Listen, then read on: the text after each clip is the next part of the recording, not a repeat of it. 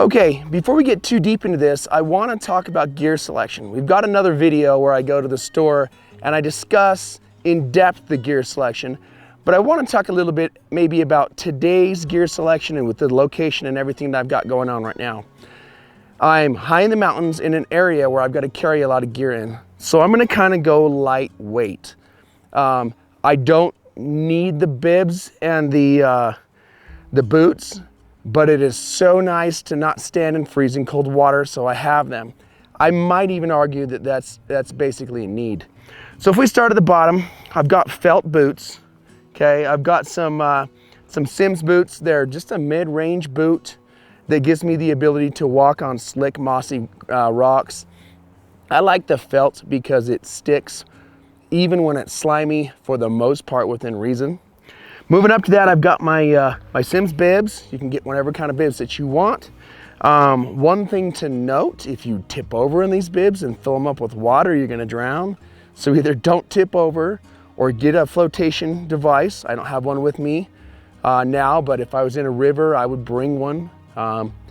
And definitely keep this belt part tight. If you keep that belt part tight and you tip over, you can usually pop back up before it fills up.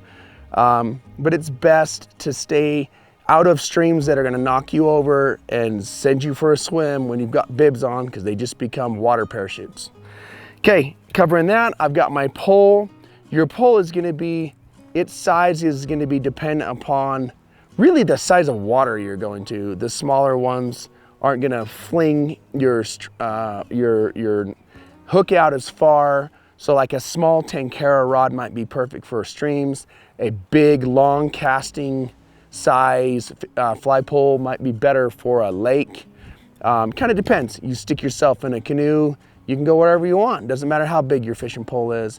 You get a big, broad Idaho stream, Alaska stream, you might have to get something that can really put that fly out there. So you want something with a little more length and play on it. So we'll go into more depth on the fishing pole, but that's key to have for sure. Outside of that, I've always got a knife. I don't need it on me right now. I know this is not a fillet knife, but it works really well at filleting, so this is what I use. And I just keep that down inside here. It's also nice to have when I need to swap a hook out or something, I can just pop it real quick. And this wood handle floats. So that's really good to know. I have a very simple, small chest rig, okay?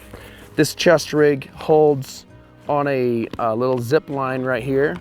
I've got the ability to grab a hold of a hook inside of a fish to unhook it, and they really swallow them deep in the back of the gills. You need to get in there, kind of pop it loose and get it out. So that's a super important thing to have. And then I have my snips on the other side right here.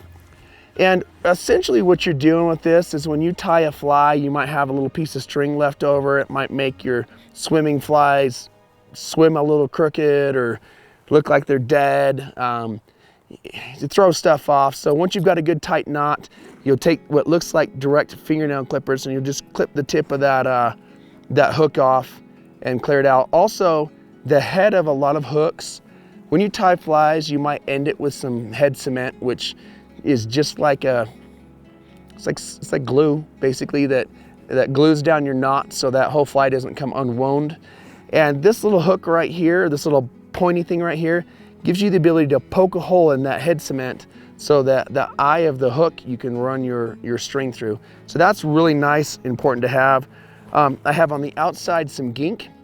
I don't care what brand you use. This is basically like some slime that goes on a dry fly and makes it float. So after it's been thrown in and out of the river a couple times, it's maybe been drowned a few times, it will still keep popping up to the top and look like a live bug of some sort that hit the water and floated. That's on the outside. Let's go to the inside of this thing. I don't have a lot of stuff. I really like a minimalist. I'm not carrying as much. I don't have to deal with as much.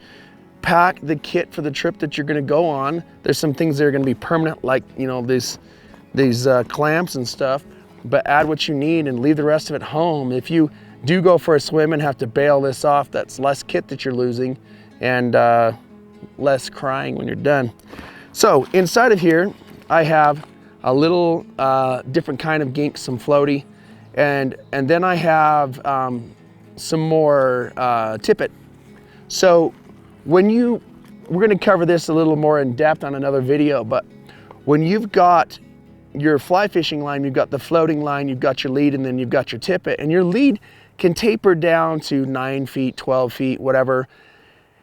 And if you've replaced your hook 5 or 6 times on a 12-foot lead, now it's only 6 feet, and you might want to add some tippet.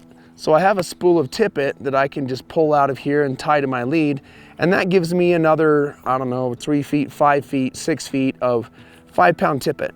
Now I'm using 5-pound tippet, which is fairly light because the fish here are small. They've been in the lake for all winter. It's a planted lake that hasn't been refilled in quite a while. If you're in the ocean, you definitely need bigger tippet than this, but that's kind of one thing to have close by. Here are some more of these tapered leaders. I have a couple of them. So if I really am in a hurry, I can just, it's got a loop on it and a loop on the line. I just pop it off, throw a new tapered leader on, tie my fish or my fly on, and I'm good to go. Have a packet of those. And then lastly, I have my hooks. Now, this is just a little tacky box, has some silicone in it so I can push my hooks in. Gives me the ability to take them in and out. I'll tie flies at home and just leave them in those little, they look like ketchup containers. I don't know what they really are, but I'll just leave a bunch of those in there, and then when I need some dry flies, I'll add a couple, or when I need something that swims, I'll add a couple and just kind of go from there. So that way you can just add the hooks that you want for the trip that you're going on. Maybe you got a couple of these boxes. Maybe you've got a things that sink box and a things that float box, whatever you want to do. You could put 2 boxes in there, whatever you want. But it's nice to be lightweight and minimalist with this stuff. I don't have a lot of stuff jangling, not a lot of things to deal with. I basically have 2 things that will come out of this, which is my box and my bags of tapered leader. And by come out, I mean fall. So I only have to deal with 2 things fall in the river, and they're vertical. I should be good. Everything else is attached or strapped in or connected. So it's not gonna swim if I'm kind of unstable in the current or whatever. And then lastly, something that's very important to have is what you can do with the fish when you catch it, okay? I have connected to the back of me this fishing net. Now what I did is there's a magnet top that's connected to the little carabiner on the top of my chest rig, and then the other half of that magnet is zip tied to the tip of my my fishing net, and then my fishing net itself has a lanyard. That way, once I pop it off, if I grab my fish in the water and I drop it, I still have a lanyard for my fishing net and I don't lose it.